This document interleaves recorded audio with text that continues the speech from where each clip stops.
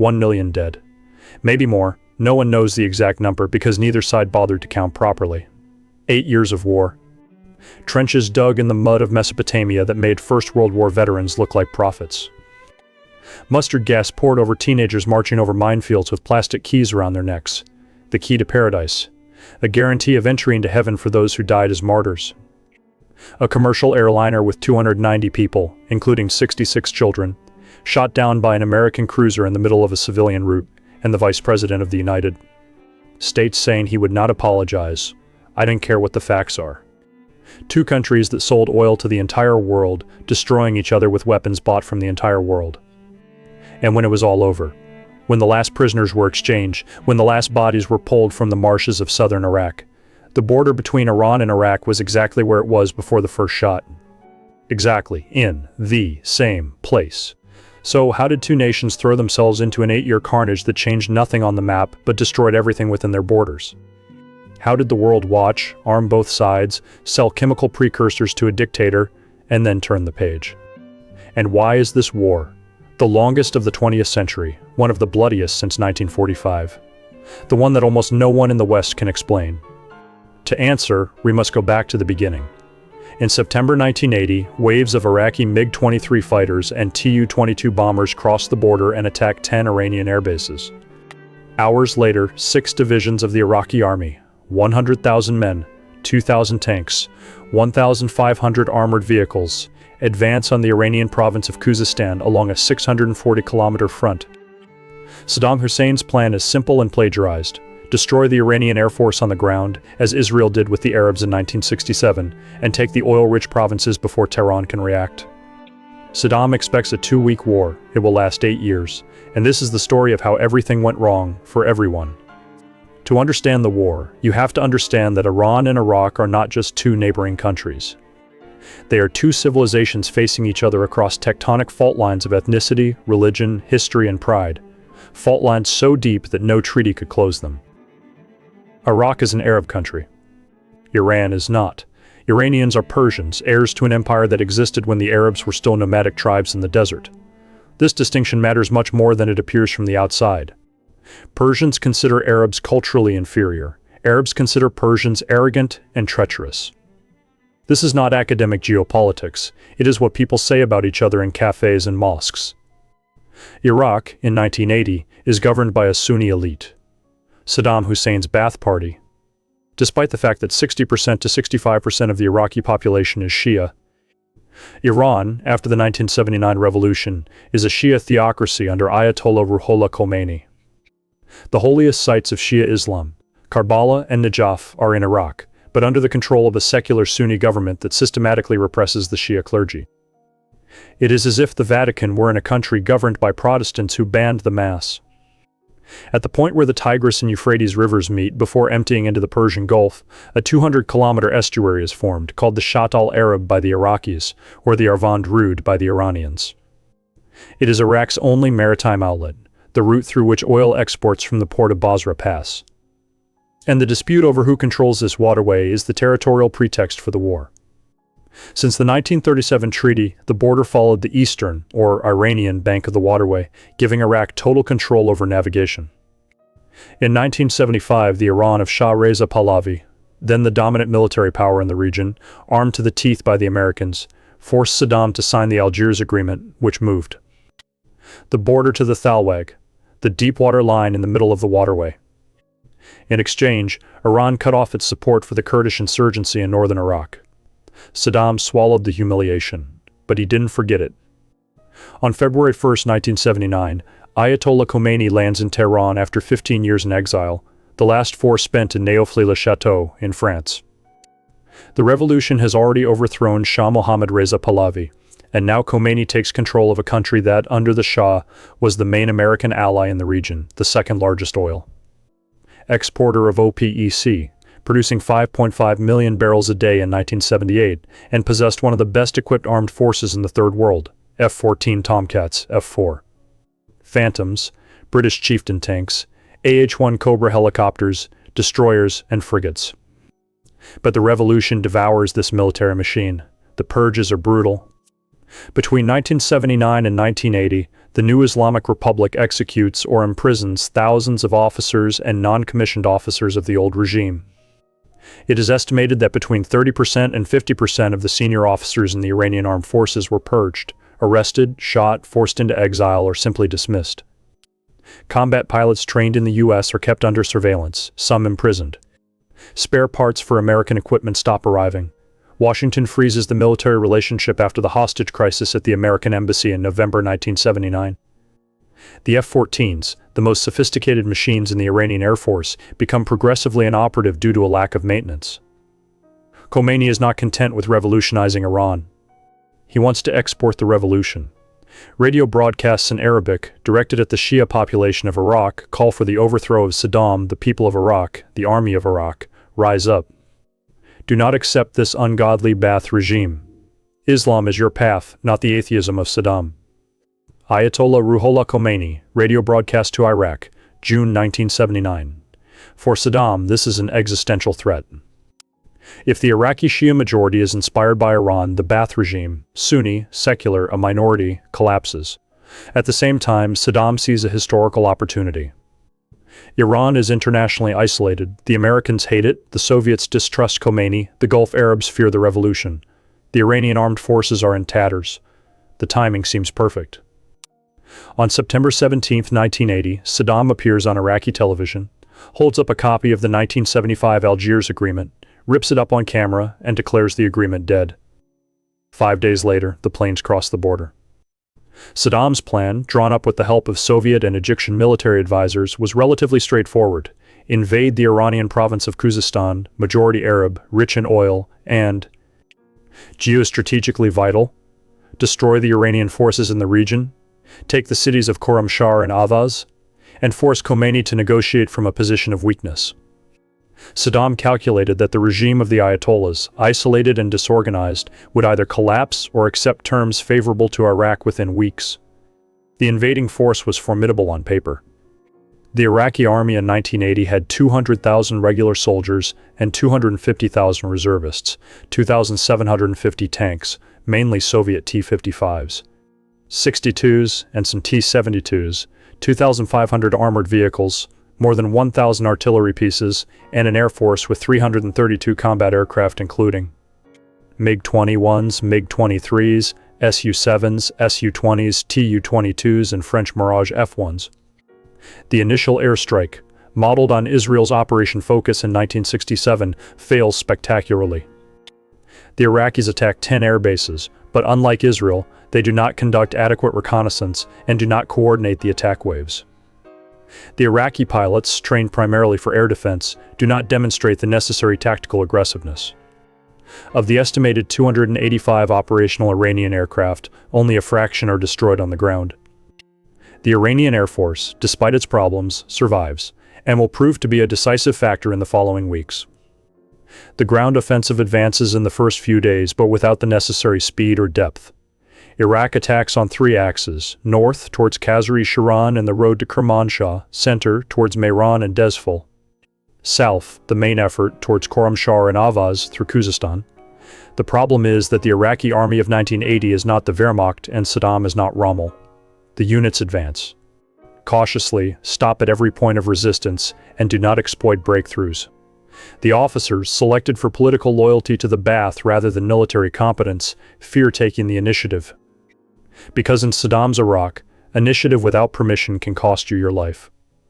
The command system is rigidly centralized. Every significant tactical decision must go up the chain of command to Baghdad and, frequently, to Saddam himself.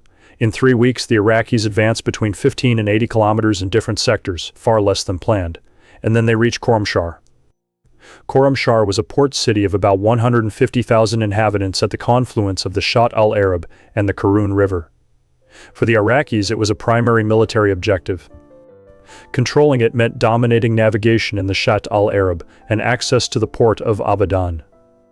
The battle begins on September 22, 1980, and turns into 34 days of urban combat of extreme brutality, to the point that the Iranians renamed the city Kunanshar, the City of Blood.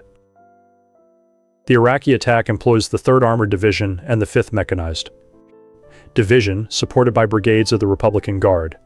There are more than 200 tanks and tens of thousands of soldiers. Against them, the regular Iranian garrison is minimal. The 92nd Armored Division, devastated by purges, has perhaps 2,000 operational men in the area. But what happens in the following days changes the equation. The civilian population of Khorramshahr takes up arms. Improvised militiamen, students, dock workers, even clerics, armed with RPG-7s, AK-47s, and Molotov cocktails, turn every city block into a trap.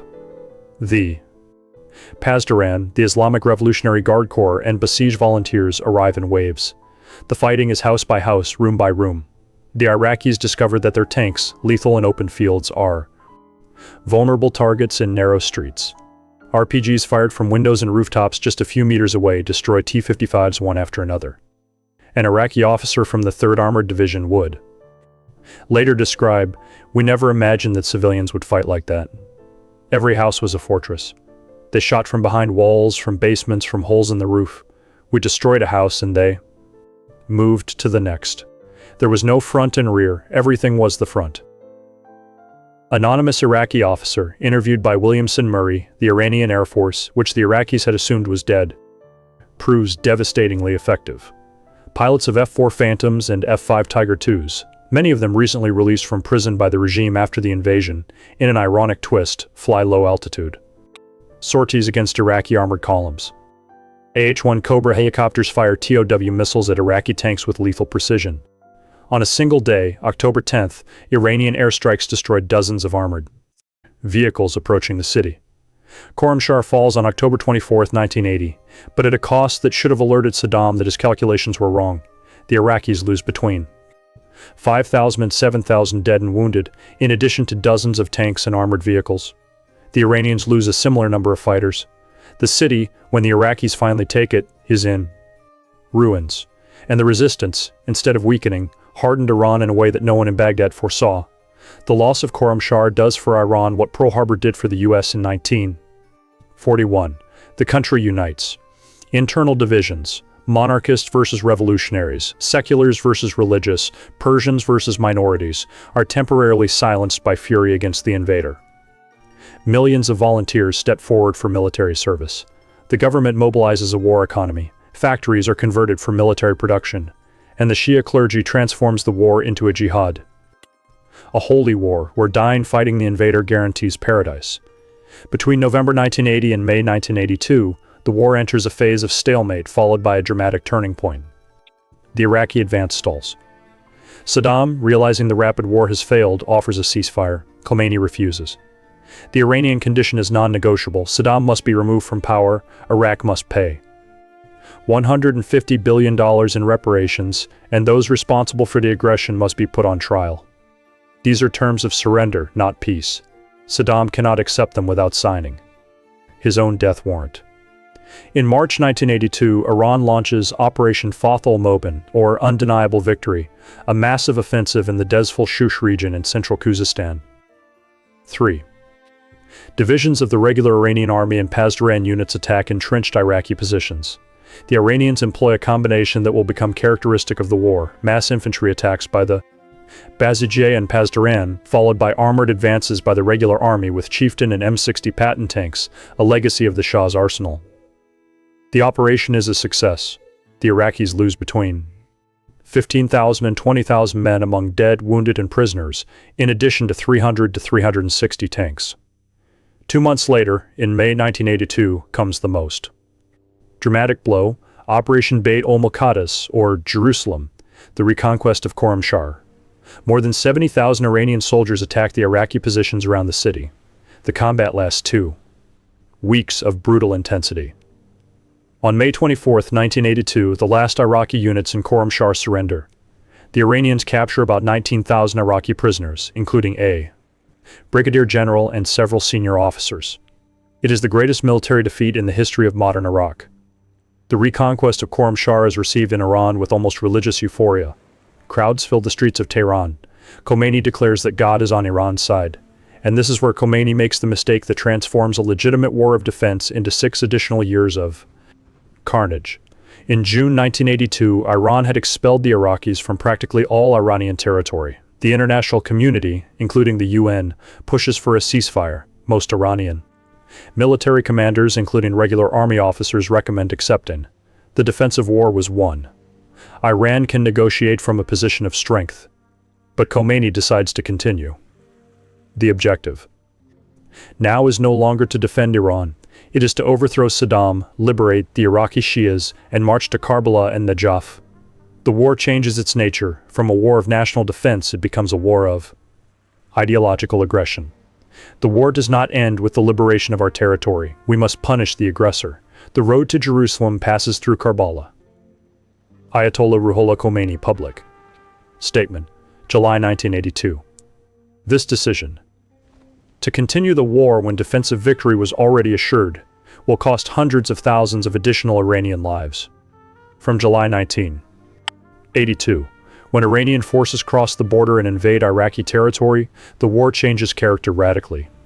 The Iranians are now the attackers, and they are attacking an enemy on the defensive. On its own territory, with short supply lines, fighting for its survival. Iraq builds what the international press begins to call the Saddam Line, a system of defenses in depth in southern Iraq. That includes extensive minefields, sand barriers up to 5 meters high, flooded trenches with crude oil that can be set on fire, entrenched artillery positions, concrete bunkers, and multiple layers of barbed wire.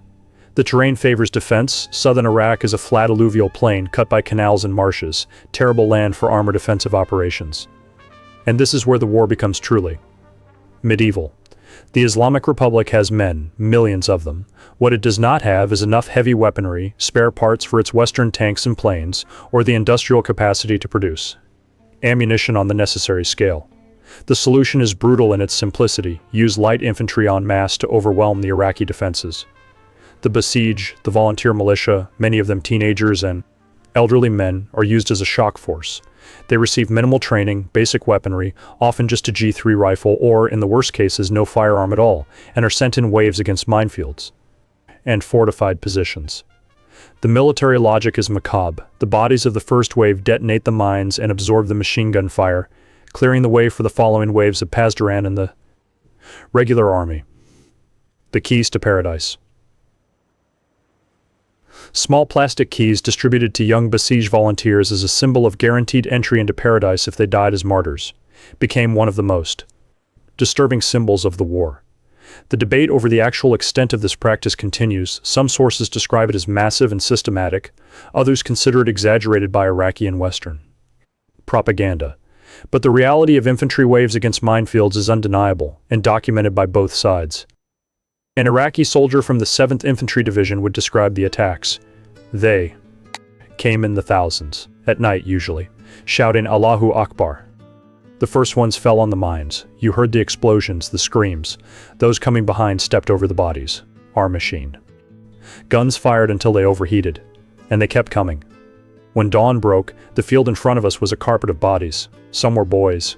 I saw faces that were no more than 14 or 15 years old. Anonymous Iraqi soldier interviewed by Pierre Razoux. The first major Iranian offensive on Iraqi soil is Operation Ramadan, launched on July 13, 1982, with the goal of taking Basra, the second largest city in Iraq, with 1.5 million inhabitants. Iran employs more than 100,000 soldiers, Pasdaran, Basij, and regular army units against the Iraqi defenses east of Basra. The terrain is disastrous for the attacker, an open plain without cover, cut by canals that funnel the attacks into predictable corridors. The Iraqis, alerted by intelligence and the obvious concentration of forces, are prepared. The 3rd Armored Division and the 9th Armored Division, equipped with Soviet T-72s, the best tank in the Iraqi arsenal, execute devastating armored counterattacks against the exposed Iranian infantry in the open terrain. The Iraqi artillery, with hundreds of pieces concentrated in the sector, pours continuous barrages of fire onto the attacking columns. Operation Ramadan lasts 3 weeks and is a disaster for Iran. Iranian losses are estimated between 20,000 and 30,000 dead and wounded. Iraq loses between 5,000 and 10,000. Basra does not fall. The Iraqi lines give way in some places. The Iranians conquer a strip of territory 15 to 25 kilometers deep, but the strategic objective is not achieved. The pattern repeats itself, year after year, offensive after offensive, Operation Val Fajr in various phases from 1983 to 1986. Operation Khaybar in 1984, Operation Badr in 1985. The Iranians attack with numerical superiority, fanatical courage, and insufficient firepower. The Iraqis defend with artillery superiority, armor, growing air power, and, increasingly, chemical weapons. Starting in 1983, Iraq begins using chemical weapons against Iranian forces. It is a flagrant violation of the 1925 Geneva Protocol, which Iraq signed. And the world, essentially, does nothing. The agents employed include mustard gas, tabun, a nerve agent, and, in later stages, sarin. Mustard gas is the most widely used. It causes chemical burns to the skin, eyes, and lungs and kills slowly. Tabun and sarin kill in minutes by paralyzing the nervous system. The Iraqis deliver the agents via 155mm artillery shells, aerial bombs dropped by Mi-8 and Su-22 helicopters, and multiple rocket launchers. The first documented uses occur in early 1983 in the Hajj Omran sector in Iraqi Kurdistan. Throughout the war, it is estimated that Iraq carries out more than 250 chemical weapon attacks, affecting between 50,000 and 100,000 Iranian soldiers and civilians. The precursor ingredients for Iraqi chemical agents come, in large part, from companies in West Germany, France, the Netherlands, Egypt, and Singapore. The equipment and technology for the production plants come from German, French, and British companies. Washington knows. The CIA produces internal reports documenting Iraqi use of chemicals since 1983 and chooses not to act publicly. Iraq is seen as an essential counterweight to Khomeini's Iran, and the US does not want to weaken it. A clear violation of international law. However, the strategic interests of the United States in the region require a cautious approach on this issue. CIA. Intelligence Assessment, November 1983. In March 1984, a UN fact-finding mission officially confirms the Iraqi use of chemical weapons. The Security Council issues a statement, not even a resolution, condemning the use of chemicals without naming Iraq as the responsible party. An Iranian soldier wounded by mustard gas on the Majnoon front in 1984 reports, "First I smelled a sweet smell, like garlic. Then, my eyes started to burn, a pain I cannot describe. Within minutes, blisters appeared on my skin, my neck, my arms, my groin. I couldn't open my eyes. My lungs burned as if I had breathed fire. I was blind for 3 weeks. Many of my comrades never recovered their sight." Against Iranian soldiers, but against Kurdish civilians, citizens of Iraq itself. On March 16, 1988, the Iraqi Air Force bombs the Kurdish city of Halabja in Iraqi Kurdistan with a mixture of mustard gas, sarin, tabun, and possibly VX. The city, with about 70,000 inhabitants, had been briefly taken by Iranian forces and Kurdish fighters of the PUK, the Patriotic Union of Kurdistan, of Jalal Talabani. The Iraqi response is a collective punishment on a genocidal scale. Between 3,200 and 5,000 civilians die in a matter of hours. The images, photographed by Iranian journalist Kaveh Golistan and later by international press teams, show streets covered with bodies, men, women, children, babies in their mothers' arms, all dead where they fell, with no visible wounds. A dead father embracing his son. A mother trying to protect her baby with her own body. The images of Halabja become one of the most disturbing photographic documents of the 20th century. Halabja is not an isolated case. It is part of Iraq's broader campaign against the Kurds, Operation Anfal, from 1986 to 1989, directed by Saddam's cousin, Ali Hassan al-Majid, known as Chemical Ali. Anfal resulted in the destruction of approximately 4,500 Kurdish villages, the displacement of more than 1 million Kurds, and the death of between 50,000 and 182,000 Kurdish civilians, according to estimates from organizations like Human Rights Watch and the Iraqi tribunal that tried those responsible after 2003. From 1984 onwards, the war spreads to the Persian Gulf in a way that drags the US and other powers into the conflict. 1984, Iraqi Super-Attended fighters bought from France, equipped with Exocet missiles, begin attacking tankers in the Gulf. Iran retaliates by attacking tankers carrying oil from Iraq's allies, Kuwait and Saudi Arabia. The tanker war escalates rapidly. Between 1984 and 1988, more than 400 merchant ships are attacked by both sides. Insurance premiums skyrocket. The price of oil fluctuates wildly. The Gulf monarchies, which finance Iraq with billions of dollars, ask for protection. In 1987, the U.S. responds with Operation Earnest Will, the largest naval escort operation since the Second World War. Kuwaiti tankers are reflagged, registered under the American flag, to justify direct naval protection by the U.S. Navy. American destroyers, frigates, and cruisers patrol the Gulf. The U.S. is, in practice, on Iraq's side, although officially maintaining neutrality. On May 17, 1987, an Iraqi Mirage F-1 fighter fires 2 Exocet missiles at the frigate USS Stark, FFG-31. Both missiles hit the ship. 37 American sailors die. The Iraqi explanation that the pilot mistook the frigate for an Iranian tanker is accepted by Washington without major consequences. Imagine the reaction if it had been an Iranian plane. The gravest tragedy of American involvement in the Gulf happens on July 3, 1988, when the cruiser USS Vincennes CG-49 shoots down Iran Air Flight 655, a civilian Airbus A300 on a regular commercial route from Bandar Abbas to Dubai, with 2 standard SM-2 missiles. All 290 passengers and crew die, including 66 children. The U.S. Navy initially claims that the plane was outside the commercial air corridor, descending in an aggressive attitude, and did not respond to warnings.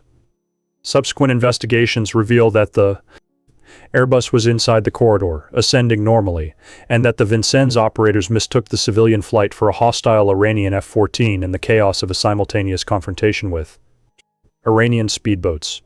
The captain of the Vincennes, Will Rogers III, is never punished. He receives the Legion of Merit at the end of his command.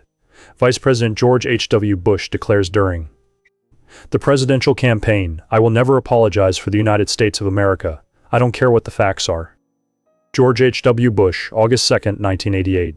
The destruction of Flight 655 is, for many Iranians, definitive proof that the U.S. is not neutral. They are active combatants against Iran. The event remains an open wound in the relations between the two countries to this day. On February 9, 1986, Iran carries out its most audacious military operation of the war, Operation Val-Fajr. 8. The attack on the Al-Faw Peninsula, in the extreme south of Iraq. Fao is strategically vital. It controls Iraq's access to the Persian Gulf and is only 70 kilometers from Kuwait. Taking it would mean isolating Basra and directly threatening the Gulf monarchies that finance Saddam. The operation is executed with a combination of daring and sacrifice. More than 30,000 Iranian soldiers, Pasdaran and regular forces, cross the Shat al-Arab at night in inflatable boats and improvised rafts under torrential rain. It is the flood season, and Iraqi planners had considered an attack in that area impossible under the weather conditions. They were wrong. The Iranians establish a bridgehead before the Iraqis can react. In 48 hours, they take the entire peninsula. Iraqi counterattacks, including attacks with chemical weapons, fail to dislodge them. Iran holds Fao for more than 2 years. At an enormous cost in men and materiel, positions are bombed daily, supply across the Shat al-Arab is constantly attacked, and casualties mount endlessly. On April 14, 1988, the frigate USS Samuel B. Roberts, FFG-58, strikes an Iranian mine in the Persian Gulf, injuring 10 crew members. The American response 4 days later is Operation Praying Mantis, the largest surface naval action by the U.S. Navy since the Second World War. American forces attack and destroy 2 Iranian oil platforms used as surveillance and command posts, Sasan and Siri, sink the Iranian frigate Sahand of Osprey Mark V class, severely damage the frigate Sabalan, sink A, missile boat, and damage several other vessels. Iran loses half of its operational naval capacity in 1 day. Iranian casualties include at least 56 dead. American losses: 1 AH-1C Cobra helicopter lost with 2 crew members. In April 1988, the military situation turns decisively against Iran. Iraq, benefiting from years of financial support from the Gulf, Kuwait, and Saudi Arabia, provide an estimated $40 to $60 billion over the course of the war. from Soviet and French weaponry, from American satellite intelligence, and from an army professionalized by combat experience, launches a series of devastating counteroffensives. On April 17th, Operation Blessed Ramadan, which Iraq calls Tawakkalna ala Allah, meaning trust in God, retakes the Al-Fal Peninsula in just 35 hours. The attack employs the Republican Guard, now the elite force of the Iraqi army, with armored divisions equipped with T-72s, supported by massive conventional artillery and chemical bombing. The Iranian forces in Fal, weakened by 2 years of attrition, collapse. In May and June, Iraqi offensives retake the Majnoon Islands, Shalamsheh, and practically all Iraqi territory occupied by Iran. In July, the Iraqis cross the border and make incursions into Iranian territory. The Iranian army, exhausted by 8 years of war, with worn-out equipment and human reserves finally depleted, can no longer hold the line. The destruction of Flight 655 on July 3, 1988, adds a layer of desperation. Iran realizes it is fighting not only Iraq but the United States, and it cannot defeat both. 98, which demands an immediate ceasefire.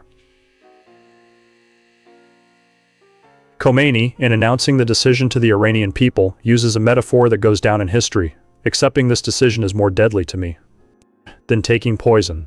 I submit myself to God's will and drink this chalice of poison. Ayatollah Ruhollah Khomeini, July 18, 1988. The ceasefire goes into effect on August 20th, 1988. The longest war of the 20th century ends. Khomeini dies less than a year later on June 3, 1989. The average Iranian soldier in the war was young, frequently very young. The Basij recruited volunteers from 16 years of age officially, but reports and documents indicate that boys of 12 to 14 years old were accepted, especially between 1982 and 1986.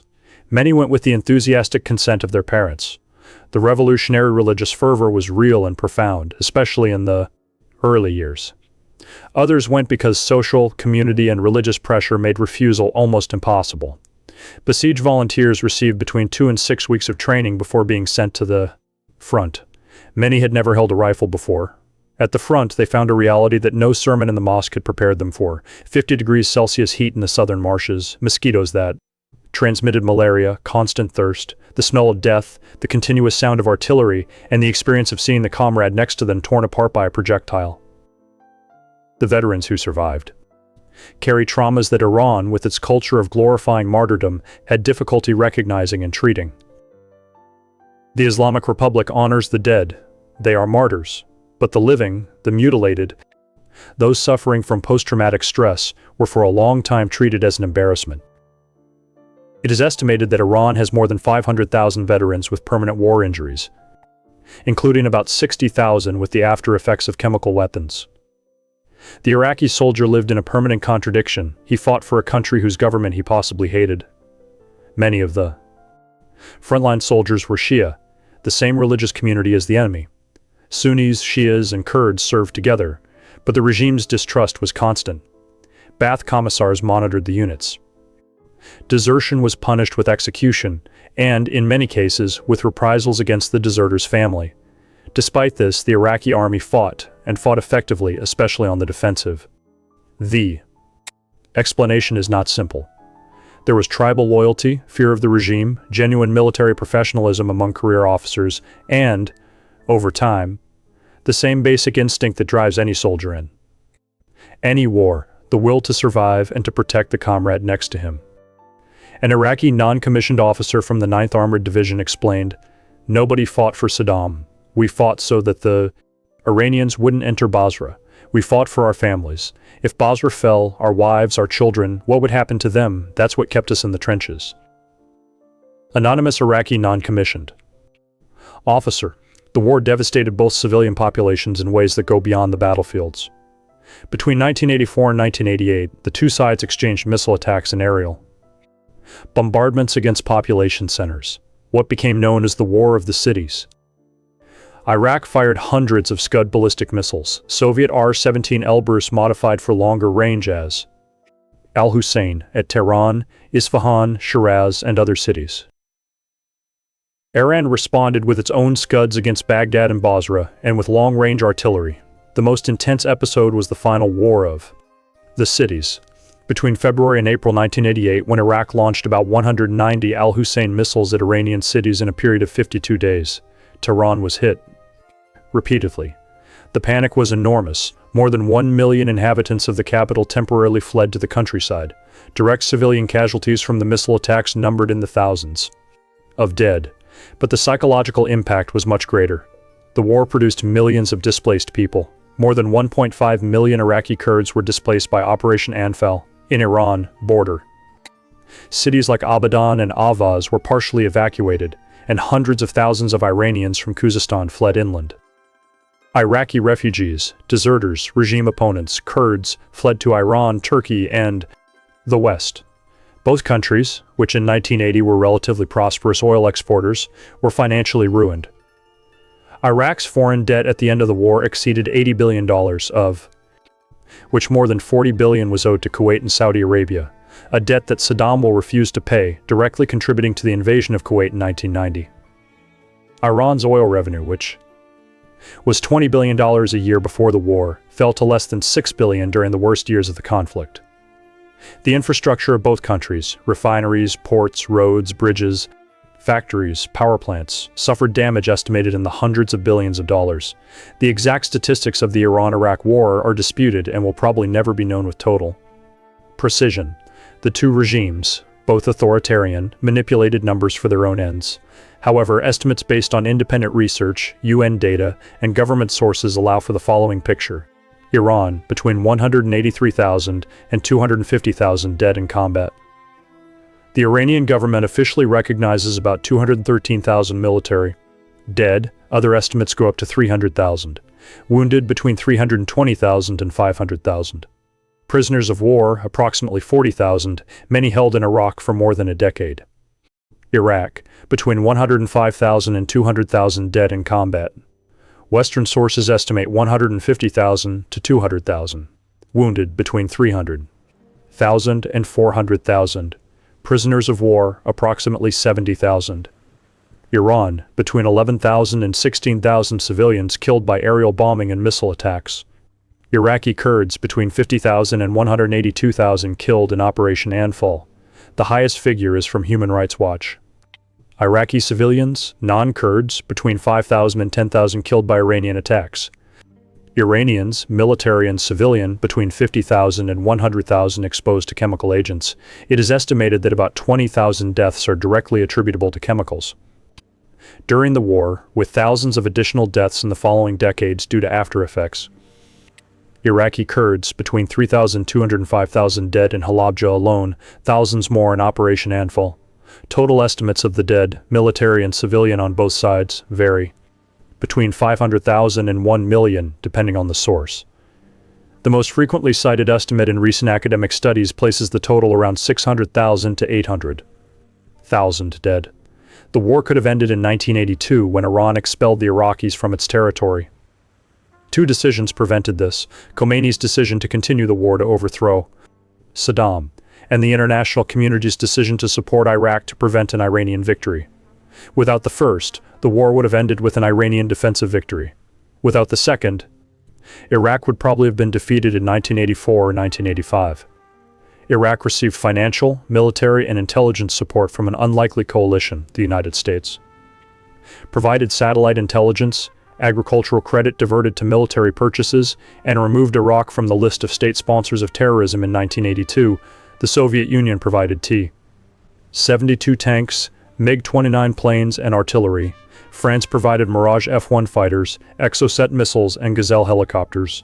Germany provided chemical technology. Kuwait and Saudi Arabia provided tens of billions in loans and direct subsidies. Egypt provided ammunition and military advisors, and even Brazil provided Cascavel and Arutu armored vehicles.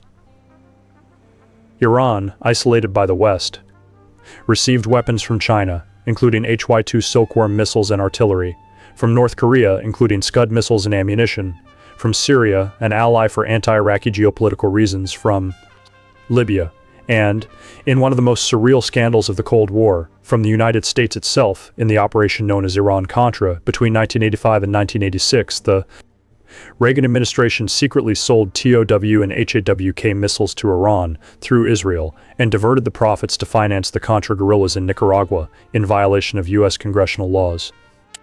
Southern Iraq, the main combat zone, is one of the worst terrains in the world for mechanized offensive operations. Flat alluvial plains, cut by canals and marshes without natural cover, where the defender has an overwhelming advantage.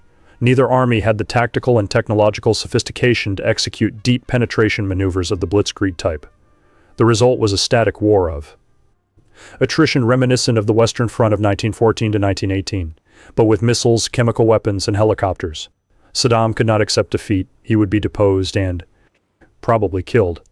Khomeini could not accept peace without victory. He had built his legitimacy on the narrative of martyrdom and resistance. Each regime was trapped in a cycle where stopping fighting was as dangerous as continuing. The war, with all its horror, served the domestic interests of both governments. It allowed them to repress the opposition in the name of national security, justified economic control, and gave the state the power of total mobilization. The war shaped the Islamic Republic in ways that persist today. The veterans and families of martyrs form a powerful social and political class. The Martyrs Foundation is one of the largest organizations in the country. The experience of international isolation during the war, when neither West nor East came to the rescue, cemented the doctrine of self-sufficiency that today manifests itself in the nuclear program and the development of ballistic missiles.